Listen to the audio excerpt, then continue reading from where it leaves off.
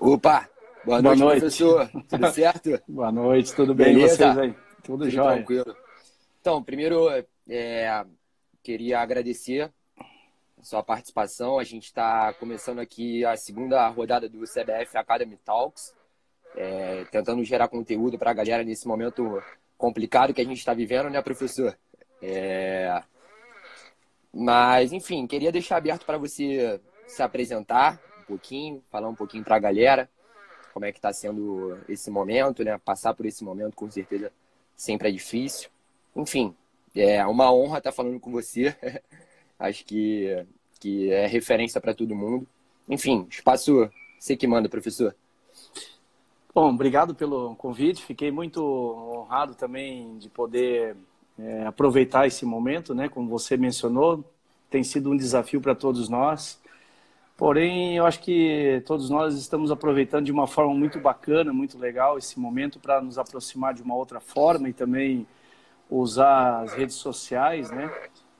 Para a gente disseminar um pouquinho do que a gente tem realizado. Eu estava acompanhando agora uma outra live de um amigo e para achar ali o íconezinho da CBF Academy foi um trabalho tamanho o tanto de a Quantidade de Pandelive, né? lives, né?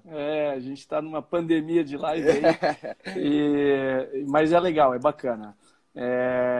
Faço uma rápida apresentação então, né? Minha formação é na área da educação física, eu sou graduado em educação física, estou aí no comando da seleção brasileira desde 2017, né? Eu tive recentemente o meu desvínculo com o clube, né? Então fiquei, diferente de outras modalidades, associando clube e seleção durante 3 anos. E em dezembro do ano passado eu me desvinculei da CBF em Carlos Barbosa e para ter uma dedicação especial à seleção brasileira e a esses projetos, esses trabalhos que eu também tenho desenvolvido na área de formação, de capacitação. Então é uma longa jornada, né? Um desafio bastante grande, mas estou feliz pela oportunidade de poder dar uma visão diferente, talvez, ao futsal brasileiro. E, paralelo a tudo isso, né, estou mestrando na área de Ciência do Movimento Humano aqui na Universidade Federal do Rio Grande do Sul e tentando também entender um pouquinho o outro lado, né, a parte mais acadêmica, a pesquisa, né, a importância disso tudo na nossa formação e também no que a gente está desenvolvendo para o futsal no Brasil e também a nível mundial. Beleza, obrigado, professor. Acho que dispensa apresentações, né? Um currículo desse. Mas eu queria entender um pouquinho de você como é que é essa dupla função, né? Como é que você exercia essa dupla função, né? Com certeza foi um desafio muito grande ser treinador da Seleção Brasileira de Futsal e de Carlos Barbosa, que é uma camisa super pesada no futsal brasileiro. Queria que você contasse um pouquinho pra gente dessa experiência, como é que foi, enfim. Foi difícil. Eu te confesso que desde o início, né, quando eu recebi o convite da confederação para assumir a seleção, eu fiquei muito preocupado como é que as coisas iriam acontecer, né? São 2 engrenagens muito pesadas para rodar, a exigência é muito grande, você disputa muitas competições e você separar às vezes a tua função no clube com a tua função na seleção é muito difícil. Eu diria até que quando você tem um título de doutor, você quase não usa mais o título de professor. Na seleção é mais ou menos isso, né? Com certeza. As pessoas não te veem mais como técnico do clube, né? Qualquer mudança de comportamento, qualquer atitude tua é o técnico da seleção brasileira. Então isso, de certa forma, impacta um pouco a condição do trabalho, porque você passa a direcionar o teu comportamento, a tua forma de trabalhar ali dentro da quadra de forma diferente, porque você não é adversário dos teus concorrentes ali. Na verdade, como técnico da seleção brasileira, eles são teus parceiros, você precisa dos treinadores dos outros clubes. Então, eu tentei aí, de alguma forma, sair dessa relação sem nenhum tipo de desgaste, mantendo com todos os treinadores uma relação muito boa, e mostrando a eles que a minha função ali era exercer um trabalho sem que isso chocasse os interesses que a gente tem do desenvolvimento do futsal brasileiro. E eu acho que eu cumpri essa missão, consegui durante esses 3 anos, né, realizar esse trabalho e saí no ano passado, em dezembro, com a tranquilidade de saber que eu estava fazendo a melhor escolha naquele momento, né, me dedicar à seleção e passar esse período aí pré-mundial mais focado, mais inteiro, mais dentro da função, como é a exigência desse cargo tão importante para a modalidade, né?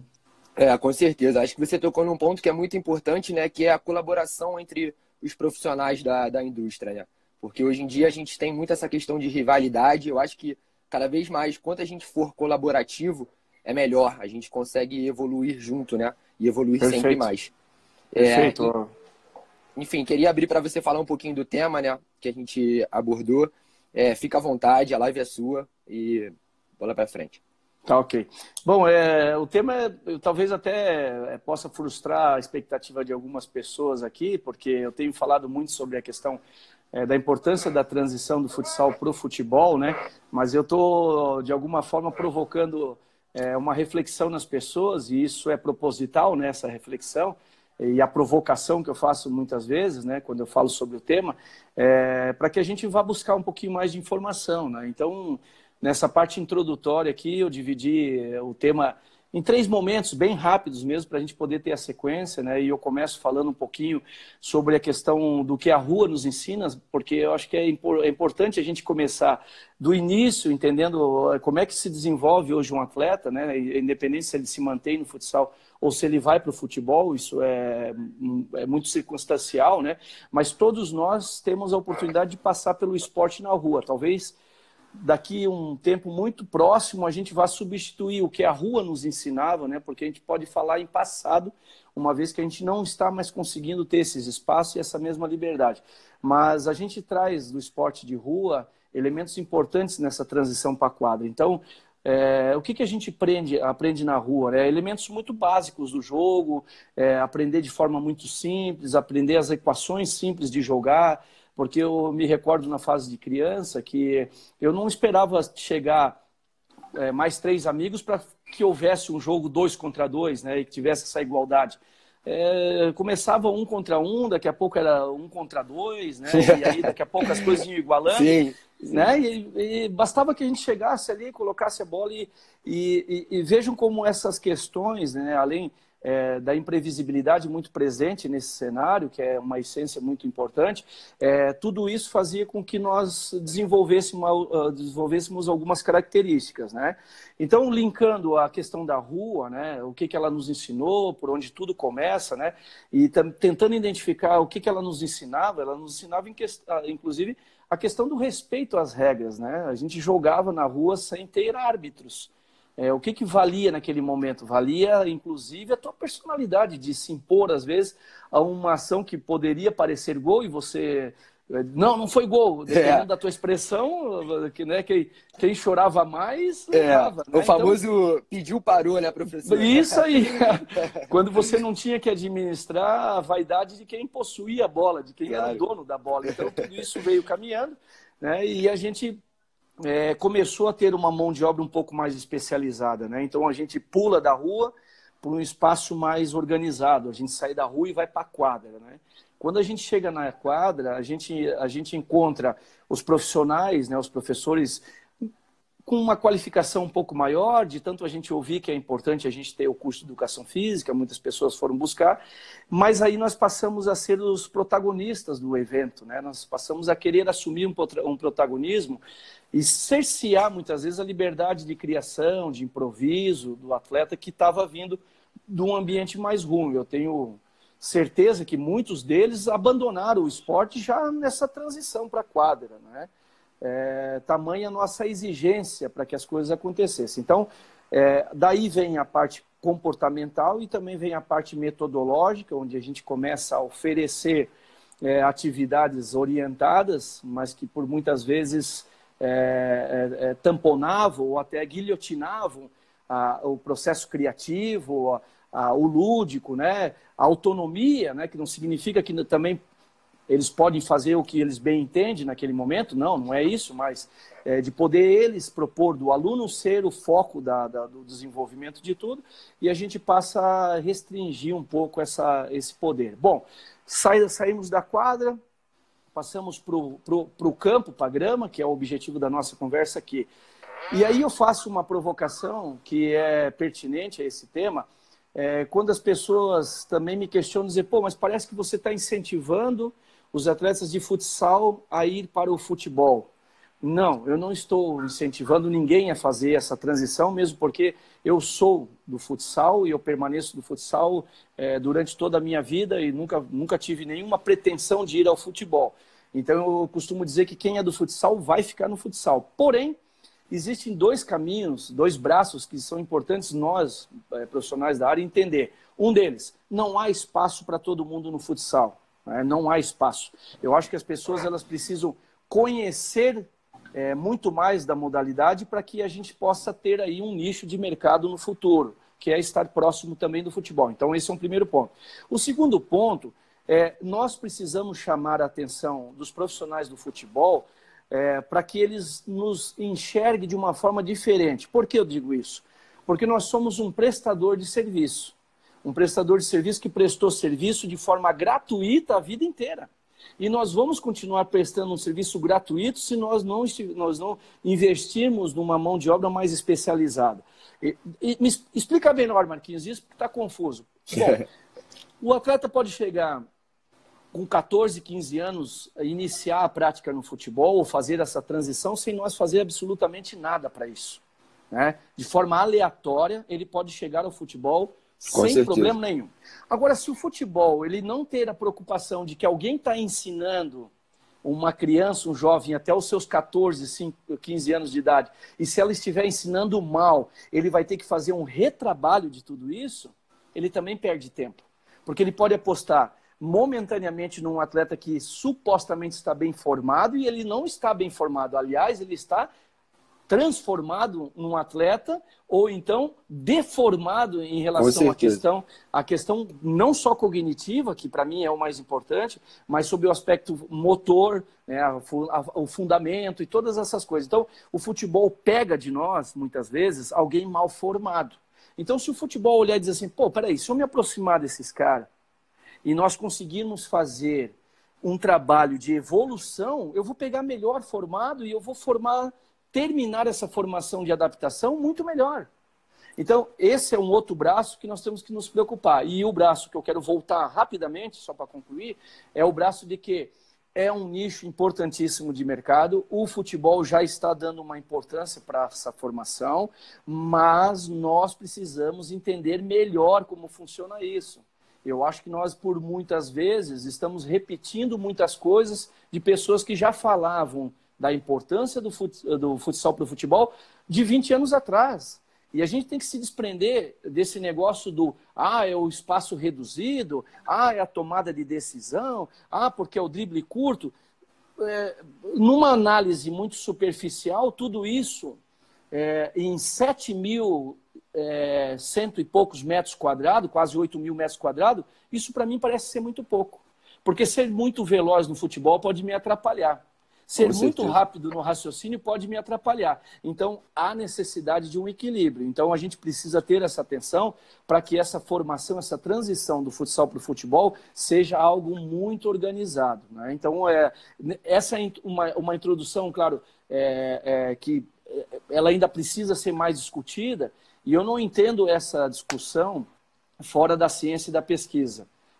A gente, como profissional da educação física, a gente precisa sair daquele negócio do eu acho que é assim que funciona e nos aproximar de algo que possa fortalecer a nossa imagem como treinador, como profissional, e aí sim a gente não jogar fora essa oportunidade de ter como o futebol, que é uma modalidade que tem uma visibilidade imensa mundial, e eu acho que, com toda a humildade, eu digo que eu acho que o futsal jamais chegará a essa proporção, com certeza. Mas nós podemos ser vistos de uma forma diferente.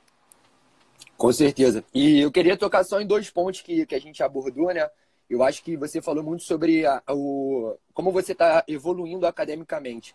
E eu acho até que o futsal pode ser um exemplo de gestão para os profissionais do futebol de campo, né, professor? Eu acho que o trabalho que a LNF, a Liga Nacional de Futsal, vem fazendo, o trabalho de gestão que os clubes vêm fazendo, conseguindo se manter, né, nesse cenário que a gente tem de poucos patrocinadores que conseguem atrair verbas interessantes, A gente vê muitas pessoas criticando as camisas do time porque tem diversos patrocinadores, mas não sabe que tem todo um trabalho por trás disso, né? Isso eu acho que é importante mencionar. E outra coisa também que eu queria falar é, professor, eu fui atleta de futsal, tá? Preciso te confessar isso. Eu poderia passar essa live sem te falar isso. E, cara, eu super concordo 100% com você quando você diz que a gente tem que olhar um pouquinho para o futsal com mais carinho. Eu acho que as habilidades, tanto as emocionais, motoras, técnicas que a gente consegue absorver no futsal, elas são de extrema importância no campo. Como você estava falando, não é só apenas tomada de decisão, não é só apenas pensar rápido. Envolvem muitas outras coisas que o futsal pode ajudar nessa transição para o futebol de campo, né, professor? Não, sem dúvida nenhuma. E eu acho que você toca na parte estrutural do futsal. Eu me arrisco a dizer, para aquelas pessoas que conhecem a estrutura hoje, por exemplo, de Carlos Barbosa, que é uma equipe de futsal, eu desafio as pessoas a comparar, inclusive, com muitas equipes de futebol. A estrutura que Carlos Barbosa tem pro futsal, tem equipes de futebol que não tem, né? É uma estrutura extremamente profissional. Você tem alocado na tua estrutura física, ginásio, um departamento de fisioterapia, uma academia, legados de profissionais que passaram e deixaram isso ao clube, né? E isso aí é muito grande, né? Se nós compararmos a dimensão que o futebol tem, nível de patrocínio, enfim. Mas é uma caminhada de 44 anos, né? Então a gente justifica tudo isso pelo tempo que essa equipe teve de poder se organizar. Pelo lado da transição, eu acho que é muito importante que nós, treinadores, né, do futsal, a gente saiba se mover diante de todas essas oportunidades que estão acontecendo. Não tenho dúvida nenhuma que quem estiver muito ligado à parte acadêmica, à parte científica do negócio, vai sair muito na frente, né? Os discursos e o futebol exige da gente um pouco mais de habilidade, porque quando você vai falar com um profissional do futebol, um investidor, né? Essa conversa furada que muitas vezes a gente faz para tentar entrar dentro de uma estrutura, ou de conseguir uma vaga de emprego, isso não cola mais. As pessoas querem saber quando vai acontecer, de que forma vai acontecer e qual o caminho que será escolhido para que isso aconteça. Então, isso vai para uma parte estrutural do trabalho, numa parte da metodologia que isso vai ser desenvolvido. Então, eu costumo falar para as pessoas que, para mim, hoje seria muito fácil, né? Eu, enquanto treinador da seleção brasileira, tendo hoje a possibilidade de ter um alcance pelo cargo, pela função, eu poderia me aventurar a lançar uma metodologia de transição do futsal para o futebol. Perfeito, professor.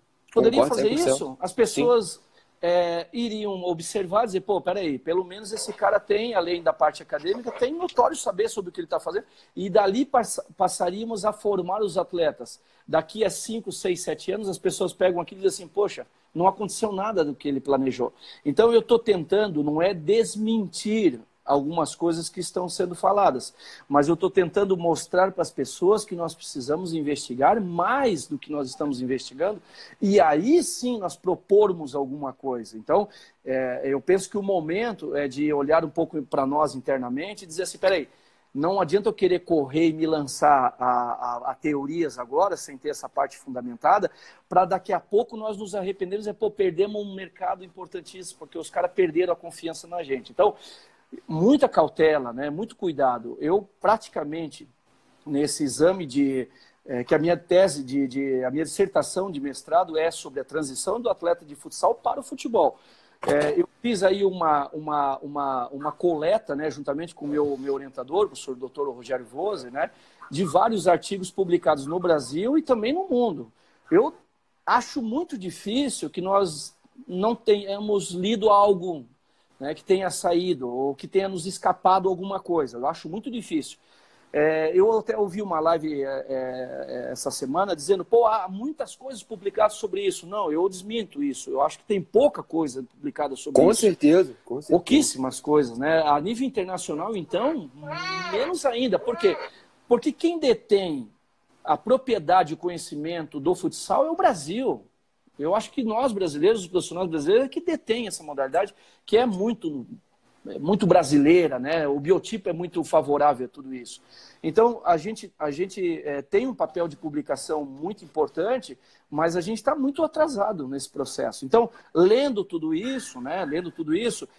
Alguns autores aqui eu vi, rapidamente corri o olho aqui do professor Otávio Balzano, que tem essa ligação com a publicação, e eu tenho todos os artigos dele, inclusive são ótimos, né? Porque ele oferece metodologias para cada categoria, mas precisamos ajudar o professor Balzano, precisamos ajudar o futsal brasileiro a publicar mais, investigar outras linhas, né? Porque não é só a visão dos atletas que foram atletas de futsal e fizeram a transição, não é só a visão dos treinadores, não é só a visão dos metodologistas, né, que propõem metodologia, são várias visões, né? Então, as coletas elas precisam atingir outras áreas desse segmento para que a gente possa confrontar essas ideias e que daí a gente tenha uma segurança um pouco maior para falar com mais propriedade sobre isso. Então, de novo eu digo, eu estou aqui para dizer que eu sei muito pouco sobre a transição do futsal para o futebol. Certo? Eu me alegro de dizer isso, porque ao dizer isso, eu estou dizendo que, gente, nós temos um universo de pesquisa pela frente e de oportunidades. E é isso que eu acho que a gente tem que se obcecar, né? Se seduzir por isso. Né? Com certeza. Acho que outro ponto que você tocou é a questão de sempre tentar pesquisar e se embasar, né? Eu acho que a gente tem muito da coisa de, poxa, é feito assim há bastante tempo, então a gente vai continuar mantendo assim. E não é assim, né, professor? A gente tem que se desafiar, tentar, como você falou, conhecer novos métodos, sempre estar buscando conhecimento. Isso, no final, ajuda toda a indústria, né? Tanto do futsal, do futebol de campo, que seja. Mas eu acho que no final buscar conhecimento sempre é importante. Claro, claro. Até porque se nós não fizermos nada no futsal, de igual forma, nós vamos formar para o futebol, entendeu? Se nós não fizermos absolutamente nada de diferente, porque existe para mim 3 coisas importantes. Uma delas é a aleatoriedade da transição, que ela pode ocorrer com um atleta que vai para uma escolinha, ele treina até os 13 anos, depois dos 13 anos não tem mais a categoria sub-15 nessa escolinha, ele sai e vai para outro lugar e eu nem tenho mais contato com ele, daqui a pouco ele é um craque do futebol. Sim. Isso para mim é aleatório, né? A casualidade, que é algo muito forte também, ele se transformou num atleta potencial no futebol, porque casualmente aconteceu. Vou dar um exemplo. Ninguém vai me convencer disso sem que me prove que o Neymar, jogando futsal até os seus 9, 10 anos, se transformou o que ele se transformou no futebol porque jogou futsal até os 9 e 10 anos. Gente, é quase que impossível que alguém consiga, dos seus 5 anos, vamos dizer assim que ele iniciou essa prática muito precoce, dos 5 anos até os 10 anos, ele tem adquirido aquilo que nós podemos oferecer dentro da modalidade. Esse repertório de situações mental-motora, né, ele tem adquirido para que ele se transformasse. Gente, é muito pouco. Né? Numa investigação que eu tenho feito nas coletas, eu estou vendo que as idades, inclusive, elas estão desmentindo aquela tese de que aos 12 anos já tem que ir para o campo. Me parece... Será, né? Será que é isso? Será que é isso? E outra, será mesmo que nós temos que fixar uma idade...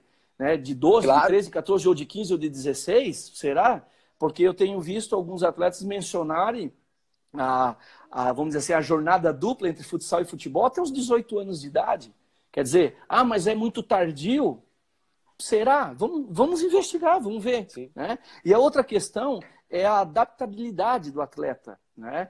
Será que eles não têm que caminhar no momento só futsal, daqui a pouco eles vão fazer, né? Isso já tem estudos que falam sobre isso, né? Isso não é uma novidade, né?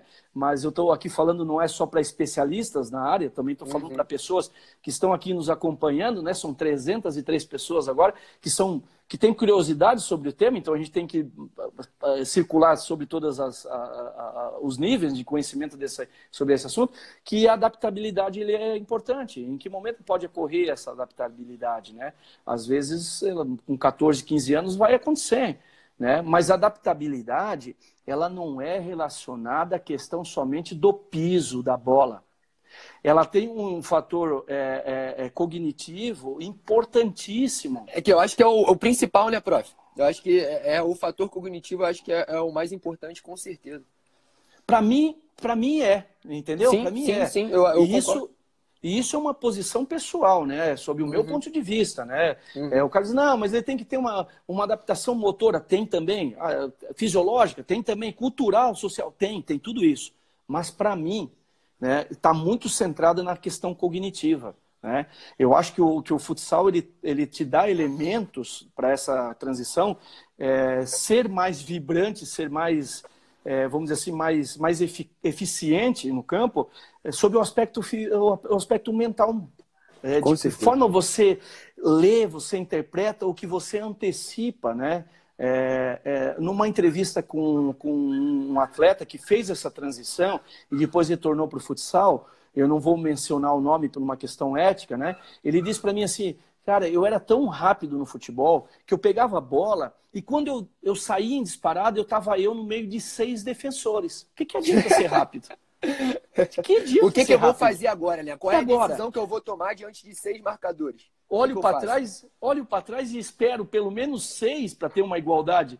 Vi me acompanhar? Então, quer dizer, talvez a velocidade não seja o ponto principal. Então, não vamos falar só da velocidade, vamos falar da necessidade da temporização e outros aspectos. Então, essa adaptação, ela passa, sim, por uma questão mental, de como isso se organiza dentro do campo, de identificar, inclusive, que é uma das perguntas que eu faço, né? Qual é a parte do campo mais parecida com um jogo de futsal?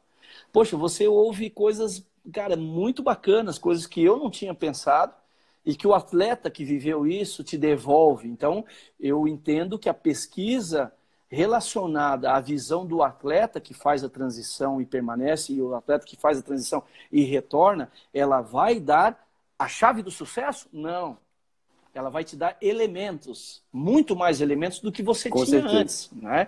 Então, isso me parece ser um serviço de utilidade pública, né? Identificar tudo isso para que outros possam pesquisar, talvez até na mesma linha, né?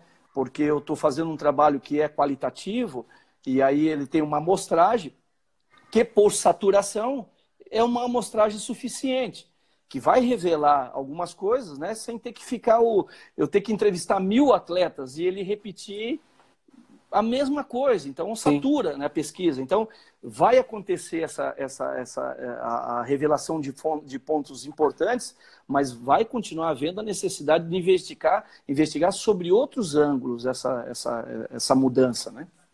Eu acho que o principal é entender, professor, que eles são complementares, né? O futsal completa o futebol de campo e o futebol de campo completa o futsal. Eu vou falar para uma experiência minha, né? Quando eu comecei a jogar futsal, eu tinha, sei lá, 5 anos de idade. Joguei até jogo ainda, óbvio que não sério, mas jogo ainda. Eu, com certeza, evoluí bastante no quesito de entendimento de jogo, de entender sistema, entender questão de estrutura de jogo por causa do futsal, por causa da mecânica do futsal, por causa da questão cognitiva do futsal que você estava falando. Então, acho que a gente tem que parar, talvez, de ou é futsal ou é futebol. É futsal e futebol, né, professor? Eu acho que isso é determinante para a gente começar a traçar outra linha, até estudiosa, como você já mencionou que está fazendo. Então, acho que isso é muito importante. Eu não tenho dúvida que a gente precisa... E eu falei, né, sobre os 2 braços, né? Um braço muito mais sob responsabilidade dos profissionais de futsal e o outro braço relacionado à responsabilidade dos profissionais de futebol, né? Então, são os 2 braços. O que nos cabe entender melhor e o que cabe ao futebol é ele entender que as 2 coisas juntas podem ser formidáveis e nós termos a humildade de caminhar de mãos dadas, né? Isso é muito importante, né?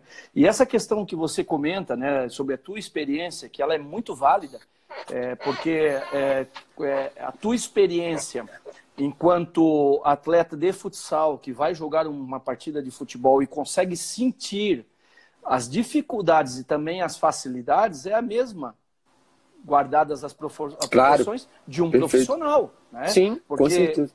ele pode revelar as mesmas dificuldades e também as mesmas facilidades. Quer ver uma delas importantes, que o futsal tem uma preocupação, é a progressão metodológica, né? Você sair de estruturas mais simples para estruturas mais complexas, né? O futsal, por você ter 5 atletas, né, jogando contra 5, você supostamente diminui o nível de complexidade da tarefa. Você supostamente diminui, mas daqui a pouco você vai dizer que 5 contra 5 é mais difícil do que jogar 11 contra 11. Porque nós estamos saindo de 8 mil metros quadrados para 800 metros quadrados. Com certeza. Então, se nós dividirmos essa ocupação, nós vamos ver qual é o nível, qual é a zona de liberdade que um atleta tem de futsal, né? Beirando aí 40 metros quadrados, né? Contra... No máximo, né, prof? No máximo, 40. Isso. E um atleta de futebol, quantos metros quadrados ele tem? Tipo... 300 metros quadrados, em média, mais ou menos ali, ele tem de espaço para jogar. Então, olha só como é importante ter essa progressão do simples para o mais complexo, que o futsal preza muito por isso, né? Porque as relações de igualdade, as relações de superioridade numérica, a relação de inferioridade numérica que estão presentes na nossa metodologia de trabalho. E às vezes é uma crítica, me entendo, né? Eu assisto às vezes o futebol de campo e eu não consigo entender como é que um atleta profissional não consegue entender essa relação. Uhum. Ele está às vezes numa ação, por exemplo, linha de impedimento, que é uma regra muito específica do futebol. Ele está no 1 contra 1, com um espaço enorme nas costas do adversário e ele não enfrenta a defesa. Ele terceiriza o passe, né? Então ele vai jogar a bola para o outro lado porque ele não enfrenta isso. Mas, às vezes, ele vai tentar um drible na linha de fundo, onde ele está numa situação de inferioridade, de vantagem numérica em prol da defesa, ele tenta o drible em cima de uma cobertura. Poxa vida, é óbvio que se você tentar um drible e tiver uma cobertura, a chance de você cair em cima da cobertura é muito grande, você perde a posse de bola e toma um contra-ataque. Então ele dribla na hora errada, ele escolhe momentos errados, porque ele não consegue entender, às vezes, as relações. Como, às vezes, ele percebe a aproximação de um companheiro de equipe para fazer uma tabela e se projetar no fundo, que eu digo que a linha de impedimento para nós no futsal é uma delícia de jogar, é uma maravilha de jogar, porque eles não conseguem jogar, porque eles não conseguem enxergar essa parede que é formada entre o atleta companheiro para se projetar ao espaço futuro, que é a nossa sobrevivência. Nós sobrevivemos no futsal do espaço que está no futuro. Né? Claro. Quando nós não temos o espaço futuro por defesas muito baixas, que é muito semelhante ao que acontece nas defesas do futebol quando elas estão próximos da área, nós vamos ter ali 5, 6 atletas, mais 5, 6 de ataque. Nós estamos falando de 12 atletas, mais o goleiro 13, ocupando aquele metro quadrado. Então, essa proporção de 300 metros em média diminui substancialmente. Talvez levando o atleta a ter 40 metros quadrados, que é a realidade do futsal. Então, veja como a formação do futsal é importante, porque se ele tiver essa tranquilidade de jogar em 40 metros quadrados de espaço para ele consegue, dentro da área, próximo da área, responder de forma mais efetiva. Suposições baseadas no que a gente tem coletado e na experiência, claro, de viver a prática do futsal e observar um pouco o futebol. Né? Claro, professor, acho que muito válido o que você está falando. Antes da gente abrir um pouquinho aqui para as perguntas, eu queria só abordar um tema que eu vi a galera comentando aqui, não sei se você vai poder nos responder, espero que sim. E talvez qual seja a importância do futebol de 7 nessa transição do futsal para o futebol? Você acha que pode sim ser um caminho a ser traçado? Acha que é válido? Porque eu acho que eu também já joguei fut 7, tá, professor? Eu acho que une muito conceitos e habilidades que são do futsal e do futebol de campo. Por exemplo, a movimentação do futebol de 7 é uma movimentação muito mais de futsal, mas os fundamentos, o domínio, o passe, o chute, são muito mais de futebol de campo. O que você acha que é válido, não é? Enfim. Acho sim. E eu acredito também que é uma modalidade que está nos dando as mãos, né? Porque está tentando ali nos aproximar. E quando a gente fala da saída do futsal, né, que são 5 jogadores, pro futebol, que são 11, a distância ainda é bastante grande, né? Talvez uma aproximação no futebol de 7, para daqui a pouco um futebol de 9. A gente lê sobre isso, isso já existe, que a progressão deve ser essa. Elas não mencionam que ao sair do futsal eles tenham que transitar pelo fut7, né, para depois chegar ao futebol propriamente dito. Se comenta muito que a adaptação é dentro já do futebol, né? O Sim. futebol podendo jogar num espaço para 7, num espaço para 9, depois sim, num espaço para 11. Mas é importante, e talvez fique aqui, em cima da tua fala e do questionamento da audiência, né? Uma investigação também, por que não? Por que não pode ser uma linha de pesquisa dentro dessa modalidade, que é uma modalidade que nos une, talvez, do que é muito micro, né? Do que é o 5 e do que é o macro, que é o 11. Que é o 11. Né? Então, eu confesso que não domino a área do futebol 7, né? Não domino. Tenho amigos que trabalham, por exemplo, numa outra linha, que é com beach soccer, que me revelam, né? Inclusive o Gilberto, que é um grande amigo, que é o técnico da seleção brasileira de beach soccer, né? O Gilberto usa muitos dos conceitos do futsal, né? Muitos conceitos do futsal. Então, eu acredito que nós somos uma modalidade semelhante em muitos aspectos, diferente em tantos outros, mas podemos aprender muito um com o outro sobre as dificuldades e também as suas facilidades. Tudo isso vai fazer, e eu acho que o objetivo é esse, que a gente desperdice tanta mão de obra, né? Porque a mão de obra no futebol é muito desperdiçada. É como se nós estivéssemos fazendo com os atletas o mesmo que a gente faz com a água, né? Achando que é uma fonte inesgotável e que a gente pode desperdiçar, que nunca vai acabar. E me parece sensivelmente que não é mais aquilo tudo. Parece que nós não estamos mais com aquele perfil de atleta como nós tínhamos antigamente. Não é saudosismo, é realidade, é fato. Estou vendo o que está acontecendo e eu acho que em cima disso nós estamos desperdiçando muita mão de obra, né? Precisamos nos preocupar com isso. Claro, com certeza, professor. Eu vou abrir um pouquinho aqui para perguntas, tá? Porque a gente está batendo recorde de perguntas, professor, só para você ficar sabendo. Eu vou começar com uma pergunta aqui que eu acho que é mais de bastidor, tá? O Alan Castro ele pergunta assim: Marquinhos, na sua preleção, você dá ênfase na parte técnica ou motivacional? Eu vou te falar que eu fujo um pouco dessa linha motivacional, né? Naquele momento ali, normalmente eu prefiro fazer algumas intervenções baseado não só na parte técnica, mas na importância do jogo, o peso que tem o jogo, né? Então eu divido as minhas preleções em 2 momentos. O primeiro momento, aí sim, né, tá mais focado no que na importância daquela partida, de como a gente deve se comportar, de como a gente deve esperar o nosso adversário. Questões motivacionais passam por esse momento, que é uma preleção um dia antes do jogo ou na manhã do jogo, quando o jogo acontece na parte da noite, né, numa conversa que tem um caráter mais informal, né? As informações técnicas e táticas, elas, na minha visão, elas devem ser administradas durante as sessões de treinamento e ao longo da semana, né? O jogo é um momento, eu acho que aquele momento do vestiário pré-jogo, muito do atleta, né? Tem um atleta que gosta de ouvir uma música, aquele que gosta de ficar em silêncio, aquele que gosta de fazer a sua oração, aquele que gosta de ler alguma coisa, enfim. Então é uma preparação onde o atleta vive o momento dele interno, né? Então eu não gosto de interferir muito nessa parte, não. Eu costumo dividir as minhas falas, né, ao longo da semana. Eu acho que, só completando, eu acho que essa questão de ser motivacional, né? Eu acho que a motivação ela tem que estar dentro da gente, né?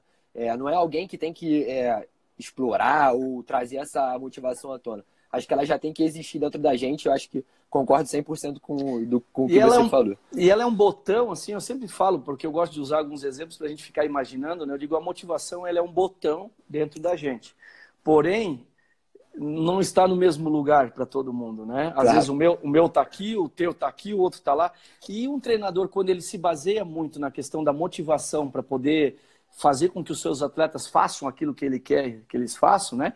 Ele tem que ficar apertando os botões em tudo que é lugar e ele pode não alcançar os botões, né? Então, a gente tem que ter um cuidado muito grande com isso. Agora, claro, numa fala de 10 minutos, às vezes até um pouco menos, 5 minutos, você pode acionar esses botões. E o que uma fala tem, uma preleção tem, é você poder circular por várias questões e acionar esses botões em diversos lugares. Porque imagine num time de futebol, né, que você tem muito mais pessoas, eu imagino que deve ser uma loucura você trabalhar a nível motivacional, né? Tem muita gente que é especialista nisso. Eu admiro as pessoas que fazem isso com perfeição, porque não é uma arte simples. E o atleta ele fica dependente disso. Então, se você vai jogar no futebol quarta e sábado ou domingo, e nós jogarmos como nós jogamos no futsal 3 vezes por semana, haja repertório para motivação, né? Porque não é simples, né? 3 vezes na semana é duríssimo. Claro, claro. Professor, agora eu tenho uma pergunta aqui deixa eu só pegar aqui certinho, do Ricardo Soares. Como podemos melhorar as categorias de base do futsal brasileiro? E qual o maior desafio para a renovação do futsal brasileiro? Eu acho que isso é um ponto muito importante, né, para a galera que está acompanhando a live e não sabe. Hoje o melhor jogador do mundo jovem é brasileiro. Foi o Leozinho, que foi eleito agora há pouco, né? A gente tem uma geração super talentosa, com o Leandro Lino, Arthur, enfim, a galera aqui, Rocha no pivô, que vem fazendo um trabalho espetacular, né? Eu acho que não tem palavras. E eu acho que você fazendo parte disso, como treinador da seleção de futsal, a gente queria ouvir um pouquinho de você, como é que é esse trabalho da base no futsal brasileiro. Eu acho que a gente... eu sou aqui do Rio, tá, professor? E aqui no Rio a base do futsal ela é muito mal explorada, muito mal trabalhada. E eu acho que, tirando São Paulo, a região sul, talvez até o Nordeste um pouco, são referências nessa questão da base do futsal brasileiro. Mas eu queria ouvir um pouquinho de você, né? O que você acha, o trabalho que vocês vêm fazendo com a base, para essa galera poder subir com tranquilidade, fazer essa transição do futsal de base para o futsal profissional. Queria que você desse um panorama geral para a gente, por favor. Então, a gente tem tido a possibilidade, né, no Brasil, ter grandes treinadores de formação, né? Eu conheço alguns aí no estado do Rio, né? O Rio tem uma geografia diferente dos outros estados, né? Então é importante a gente dizer que existe grandes profissionais no Rio de Janeiro, mas que eles não têm, talvez, aquele produto final que as equipes adultas, né? Perfeito. Porque eu tenho certeza que muitos treinadores gostariam dessa referência aí no Rio, para que os atletas também ambicionassem essa caminhada para o profissionalismo no futebol, no futsal, né? E não só para o futebol. Então, os times de futebol acabam tendo, né, a possibilidade de recrutar, né, esses atletas na formação. Então, o Rio, um estado onde a cultura do futsal é muito diferente, né? Muito diferente. Os atletas são muito confiantes. Eu acho que uma das características do carioca é essa, né? E eu acho isso muito bacana, porque respeitar as culturas locais, né? Se num país como o nosso, que é continental, a gente desenvolve uma metodologia no sul, nem sempre essa metodologia ela é aplicável ao Rio ou ao norte, nordeste do nosso país. Eu falo muito isso nos meus cursos presenciais. Cuidem para absorver aquilo que é importante e transferir isso para a cultura de vocês, porque o Rio de Janeiro, né, você citou o caso do Leozinho, que de Petrópolis, inclusive, né? É um menino que tem uma habilidade impressionante. Isso é nato, é adquirido. Eu acho que tem um pouco do inato, tem um pouco do adquirido. E os atletas do Rio têm isso, né? Tem a questão do inato. Eles nascem muito autoconfiantes, eles olham o adversário e vão para cima do adversário, eles driblam, eles gostam disso, gostam da magia do jogo bonito. E aí a missão dos treinadores cariocas é refinar isso, né? E ter vamos dizer, um polimento sobre essas questões para não se tornar muito individualista, né? Então, o Rio é um grande formador de atletas. A minha preocupação na formação é que nós não tenhamos já vou pensando na minha fala inicial, a necessidade de ser protagonista do processo, manter a imprevisibilidade da formação dos atletas, né? E aí vem uma coisa que me preocupa bastante, por isso eu tenho dito a muitos treinadores, para que a gente não fique muito limitado à questão dos joguinhos, né? Porque às vezes os joguinhos resolvem problemas nossos e não dos nossos atletas. Sim. E a gente está vivendo uma geração de profissional que constantemente está aqui na internet. Professor, me manda um joguinho de tal, me manda um joguinho. Parece uma necessidade de a gente estar fazendo todo dia um joguinho diferente. E eu vejo que tem muitos atletas de formação consumindo isso exageradamente. Então, a minha dica é cuidem, porque aquele jogo que eu desenvolvo na minha equipe, que eu boto na internet, nem sempre vai privilegiar a tua forma de jogar, a cultura da tua região para jogar. Às vezes você tem que ter um cuidado para tentar tirar desse jogo uma informação importante que eu quis passar para o meu atleta e não é pro teu atleta, né? Então, cuidem com isso, porque os jogos, eles corrigem muitos problemas do jogo, mas eles também deixam o atleta debruçado numa resposta. E o que a gente deve fazer é instigar dele a resposta. Então, na formação, o jogo precisa me devolver mais informação do que entrar mais informação. Precisa ter mais saída. E quando eu digo mais saída, é que a gente precisa deixar o atleta um pouco mais livre para ele expressar a sua forma de jogar. Então eu quero muito mais output do que input, né? Muito mais saída, muito mais resposta do que entrada de informação. Então, às vezes eu fico, não pode isso, não pode aquilo, faça isso, faça aquilo. Tem um monte de regra. O atleta começa a entrar muita informação e ele devolve pouco, porque ele inibe o poder dele de criatividade. Então, esse ponto é um ponto importante. A formação no Brasil, no futsal, ela é muito boa. A gente tem grandes gerações. Eu acho que nós já temos uma seleção para 2024 muito boa, com nomes que você acabou de mencionar, que vão chegar lá mais experientes. Porém, o nosso problema no Brasil tem sido a parte estrutural. A gente se encontra muito pouco, a gente treina muito pouco, eu estou falando a nível de seleção, e isso dificulta demais a nossa sequência de trabalho, né? Mas é uma questão estrutural que não é, obviamente, assunto desse tema aqui que nós estamos discutindo. Mas é importante dizer que uma formação ela é completa quando você consegue trazer esse atleta da base e entregar ele numa equipe adulta. Isso eu acho que é maravilhoso, né? E nós somos gratos porque muitos atletas cariocas acabam migrando para o sul do Brasil ou para outras equipes, ou até mesmo para fora, e faz isso com muita perfeição. E aí, é claro, normalmente as pessoas não dão um crédito para quem forma, né? Mas é importante dar o crédito a essas pessoas que trabalham muito bem aí no estado do Rio de Janeiro, em São Paulo, e também muitos atletas bons do Norte e Nordeste, né, do nosso país. Perfeito, professor. Vou fazer as últimas 2 perguntinhas aqui para a gente finalizar a live.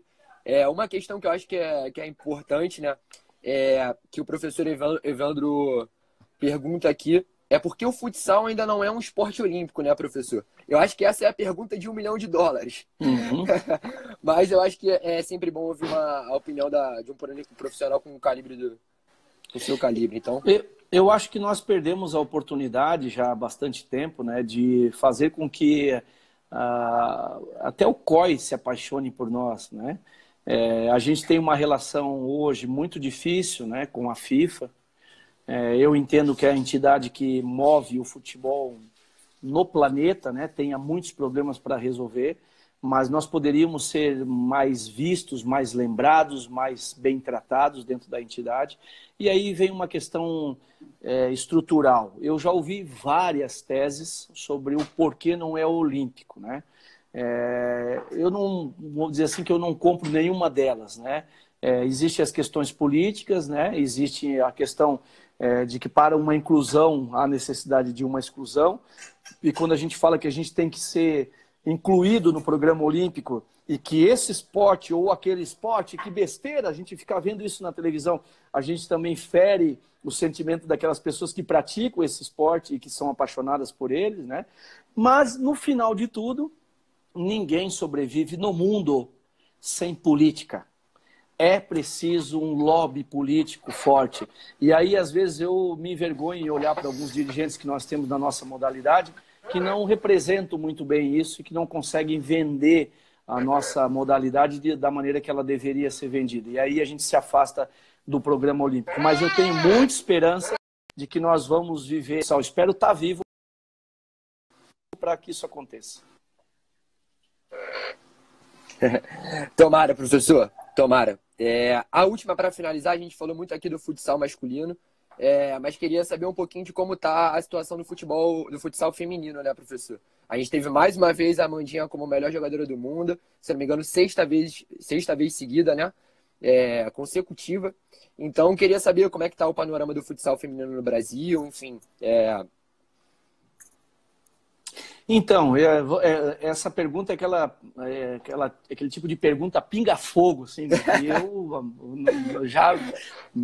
eu te confesso aqui que você não consegue ver, mas é como se um ácido estivesse corroendo o meu estômago aqui e me obrigando a dizer, gente, eu não sei mais o que nós temos que fazer no futsal brasileiro. Sinceramente, eu não sei mais o que nós temos que fazer. E quando eu falo isso, eu incluo o futsal feminino, que é brilhante, que é extremamente bem administrado, que tem pessoas sérias por trás deles, que fazem... Os resultados estão aí. O futsal brasileiro feminino todo ano, né, nos orgulha, com conquistas, enfim. Mas eu me sinto na obrigação de dizer que não adianta só nós ficar produzindo conquistas individuais e coletivas. Nós precisamos que alguém olhe para nós e realmente diga para nós assim, pô, vocês merecem realmente, porque eu estou vendo aqui o nível de produção de vocês, né?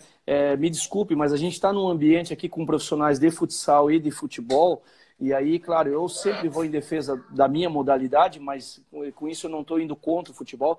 Eu li essa semana uma matéria, né, que o futebol feminino chegou à 8ª posição no ranking, né? Subiu à 8ª posição no ranking. Eu fiquei me perguntando assim, pô, e o futsal feminino, né? Que passeia na primeira colocação no ranking há muitos anos, né? Passeia ali e conquistas, né? Olha só o distanciamento, né? Para uma modalidade que merece o nosso apoio, merece o carinho. Então, nós estamos muito bem representados no futsal feminino. Nós precisamos realmente de mais apoio, nós precisamos de mais estrutura para trabalhar e, com isso, todos os nossos profissionais se sentirem mais valorizados, né? E aqueles que trabalham também em todos os estados da federação, não só com a seleção, mas com o futsal feminino. Eu tenho muitos amigos e professores que trabalham na modalidade e que fazem trabalhos espetaculares, né? São trabalhos difíceis porque é um outro ambiente, mas que consegue entregar um produto de qualidade perfeita. Claro. Professor, queria te agradecer demais pela participação aqui. Acho que foi uma oportunidade de troca de experiência, até para a galera que está assistindo, muito boa.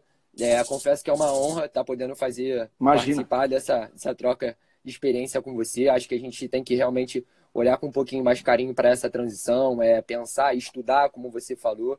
Enfim, queria que você deixasse as considerações finais e, mais uma vez, queria te agradecer pela participação.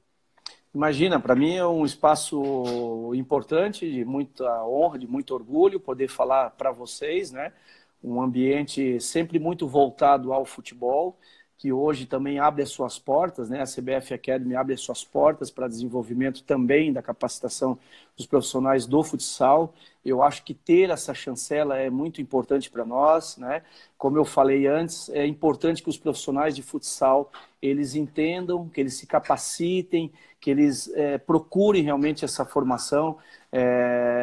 Esse espaço vai ser um espaço de oportunidade e também de visibilidade para todos nós. Então, valorizei demais o convite, valorizo o convite. Agradeço imensamente pela presença aí de mais de 300 pessoas numa live.